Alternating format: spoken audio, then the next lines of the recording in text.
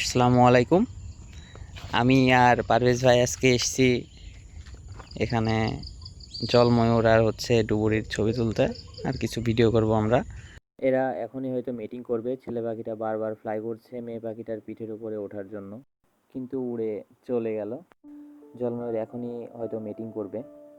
ছেলে পাখিটা মেয়ে পাখিটার পিঠের উপরে দাঁড়িয়ে আছে মিটিং করার জন্য।